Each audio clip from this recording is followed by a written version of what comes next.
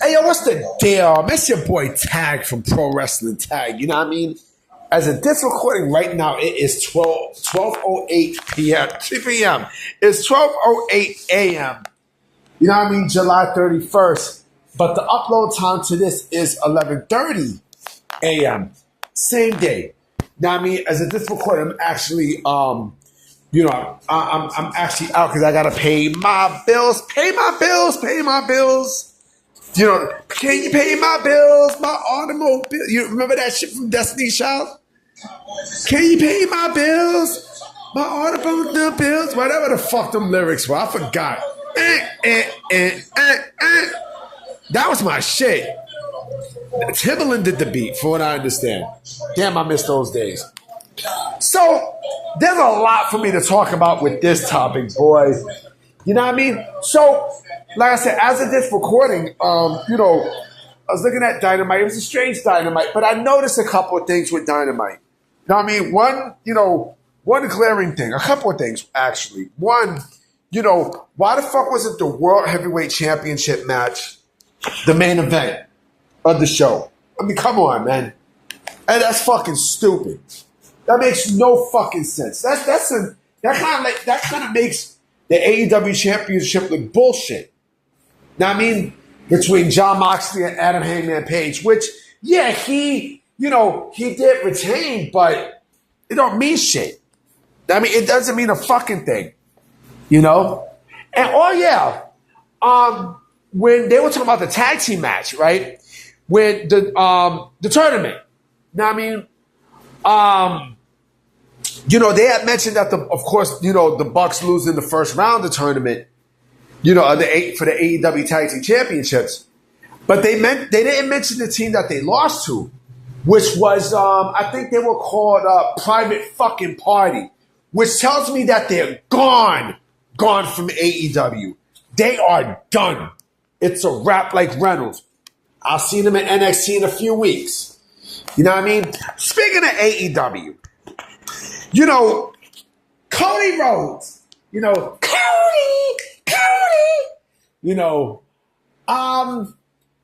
he said some things on the Ringer podcast that I'm absolutely sure is going to make a lot of people, quote unquote, happy.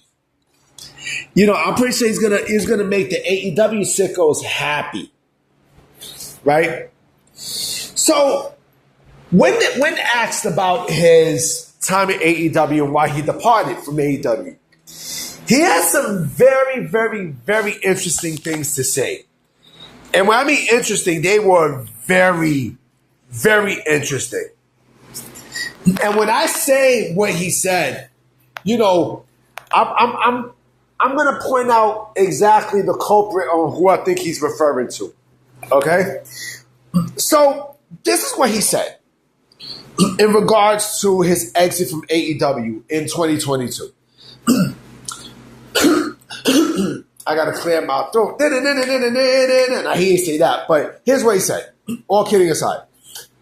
If I ever felt disrespected if I ever felt disrespected ever at WWE, that's one thing. That's a company that was built, that's the Yankees.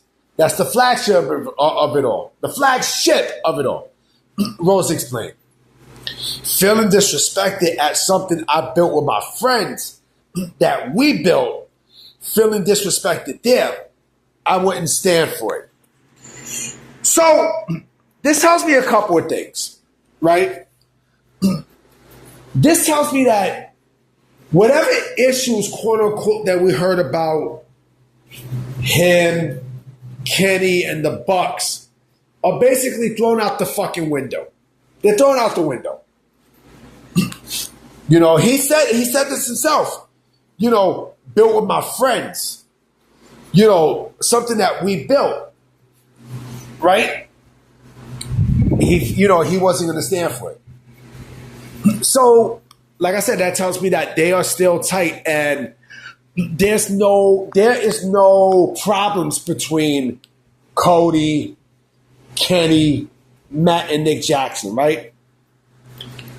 This tells me that there's something deeper that we don't know, between Cody and Tony Khan.